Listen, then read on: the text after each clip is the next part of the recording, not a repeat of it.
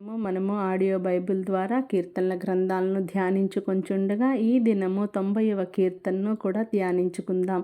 అయితే ఈ కీర్తన గీతము నీతిమంతుడైన యెహోవాకు స్తుతి చెప్తున్నట్లుగా ఉన్నది.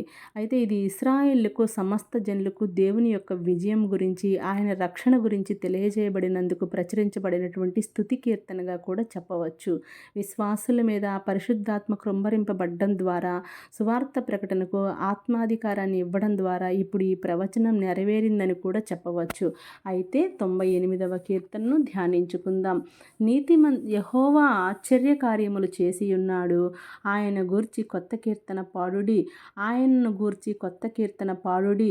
ఆయన దక్షిణ హస్తము, ఆయన పరిశుద్ధ బాహువు ఆయనకు విజయము కలుగజేసి ఉన్నది. యెహోవా తన రక్షణను వెల్లడి చేసి ఉన్నాడు, అన్యజనుల ఎదుట తన నీతిని బయలుపరచి ఉన్నాడు. ఇశ్రాయేలు సంతతికి తాను చూపిన కృపా విశ్వాస్యతలను ఆయన జ్ఞాపకం చేసుకుని ఉన్నాడు. బోధిగంత నివాసులందరూ మన దేవుడు కలుగజేసిన రక్షణను చూచిరి. సర్వభూజనులారా యెహోవాను బట్టి ఉత్సహించుడి, ఆర్భాటముతో సంతోషగానము చేయుడి, కీర్తనలను పాడుడి, సితార స్వరముతో యెహోవాకు స్తోత్ర గీతములు పాడుడి. సితార తీసుకుని సంగీత స్వరముతో గానము చేయుడి.